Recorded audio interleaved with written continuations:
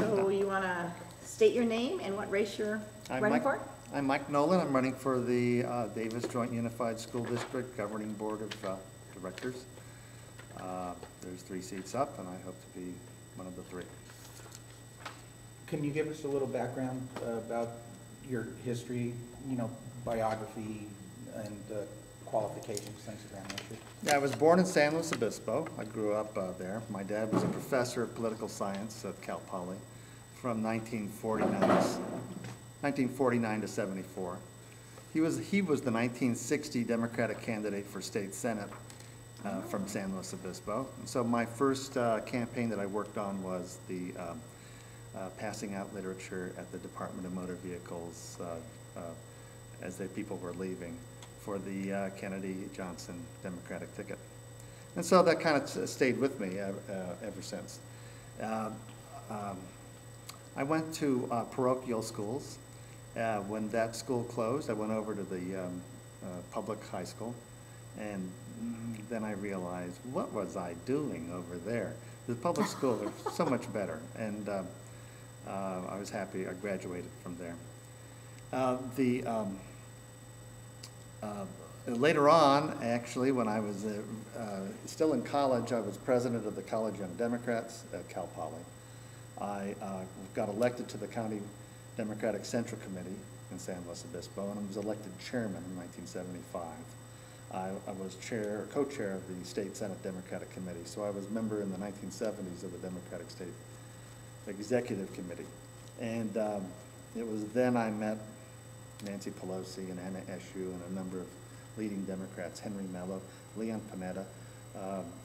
I worked on his campaign, his first campaign to get elected to Congress, as well as that was the same year that Henry Mello was elected to the state senate. So I worked on a lot of campaigns back then. In 1982, I ran for the Board of Supervisors in San Luis Obispo in the 2nd district, which is Los Osos, Morro Bay, on up to San Simeon. It was a pretty Republican district, and I didn't make it, but I got through the primary and learned a lot in that endeavor. 2 years later, I was elected delegate to the Democratic National Convention in 1984, and that's when it was in San Francisco. So that was a fun experience to have, sitting next to meeting Pat Brown and a number of the other great Democrats at that time, Claude Pepper, for instance. So it was then later on, by this time I was practicing law in San Luis.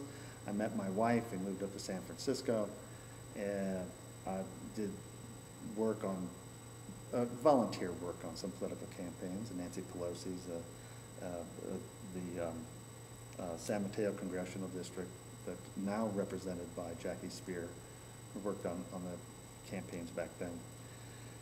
And let me see. So then, and at the same time, I was also an adjunct professor of business law at Cal Poly. So I taught a few courses there, and that was a lot of fun. But we moved up here moved up to Northern California. My wife got a job as a deputy county counsel in Solano County, and basically at that point we decided who would stay home and take care of the kids and who would go to work. And she had better health care coverage. So she went to work, and I became a stay-at-home dad. And that was the most interesting experience, was to raise 4 kids and be the primary home care provider for them. When my dad passed away, my mom moved with us, and we moved up here in Davis, and so she's lived with us ever since. She turns 89 next September. So we live out north of Davis, out in the country. The house is big, but as I like to say, it's a high density. We have 4 children, my mom and my wife and I. Are your children in the Davis school system? My oldest is, well, that's why we moved here, was to be in the Davis school system. My younger brother had graduated from UC Davis, and coming up for his graduation and events.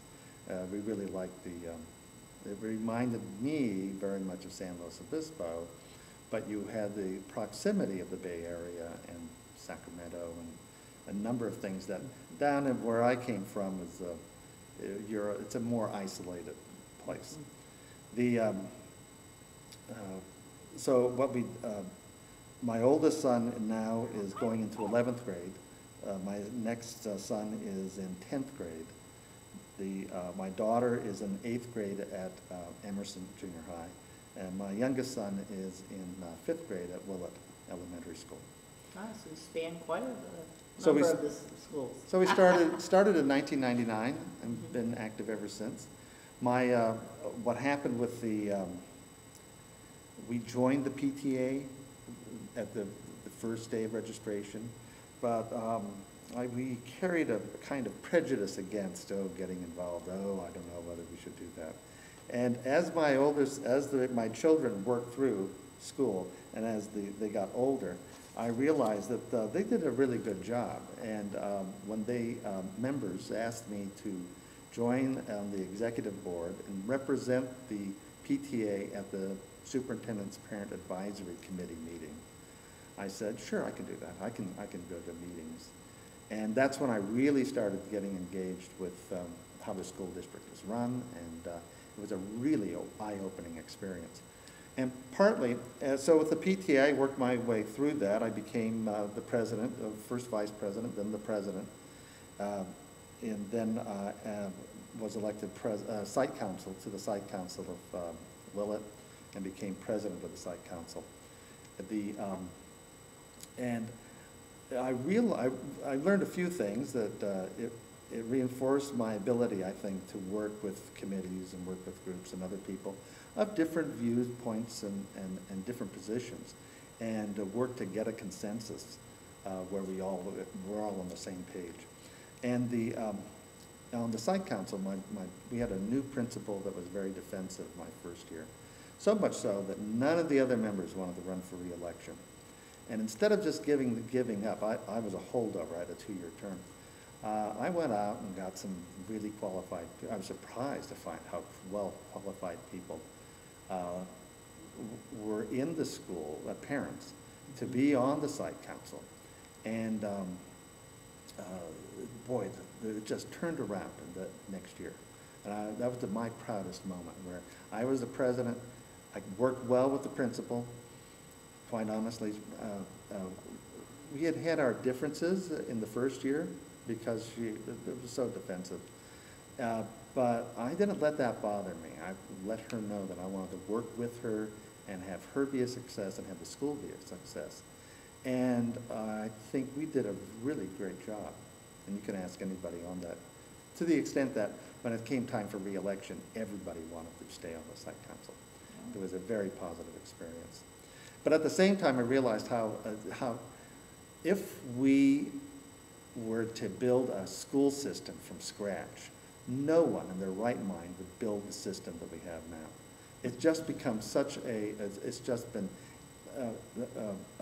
areas have been added on top of each other, more and more, to the point that it's almost unrecognizable. It defies explanation. It is so complicated, the way that for instance, we have 1,000 school districts in California, but one school district has 1/3 of all the students. And then you have very small districts. You have districts, for instance, our former superintendent, James Hammond, when he went to his new district, he told me, having his experience at Davis, 2/3 to 3/4 of all his problems that landed on the Davis superintendent's desk come from the high school. And his new district is only a K-8 district. And he was smiling and said, there's no high school. So he was looking forward to doing many things that he had done up in Washington regarding elementary and middle school education. But that's our system in California is very complicated, so much so that any statement you make about it can be either true or false, depending how you look at it. I mean, it really is a funny system.